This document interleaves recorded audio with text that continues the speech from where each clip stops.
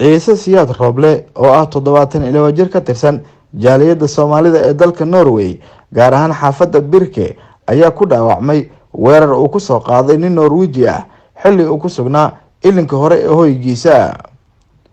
ciise oo falkan la xiriiriyay cunsurinimo ayaa sheegay inuu qareen u qabsaday dacwada ku furay ninkii falkan u geystay oo ku dhaawacmay.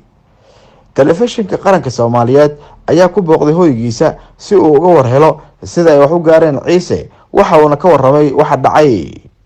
anigoo albaabka furaya inaan gacanta la gaaray in kala ma kala qaane nin baa soo booday asigoo kursi isku fadha anigoo albaabka furaya oo waxa uu yeelay oo kor ay qaaday dhulka uu garaacay iyagana waa ugu qabtay nin Soomaaliya qeyrshay oo Ilaahay amarkiisa ka fujiyay marka ugu fujiyana waxaan xusuusta ma lahayn. kadib waxaa la geeyay dhakhtar la geeyay dhakhtarkii waa ay baarbaaray wuxuu yiri la fahmo jeebin ilaa kan dhibaato badan ay ku ninkan gaartay ama dhuuntiisa ama dhinaciisa. isniinta dhaweed aan u tagnay qorshe wuxuu yahay inuu looyarkaas uu maqan yahay oo kolba doodeeda ku jiro saasoo ii sheegay. aad iyo aad baan wareeray waxa waay mana cabsi yari in magaalada qof soo raaca ma imaan karo.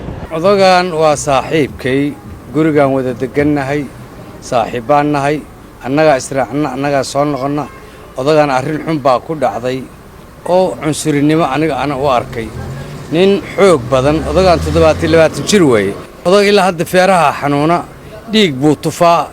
Peter Alexander oo ah qareenka uu qabsaday odagan Soomaaliyeed ayaa isna dhankiisa waxa uu SNTV uga warramay dhacdadan iyo halka ay marayso. We know that Roble was attacked outside his home. He was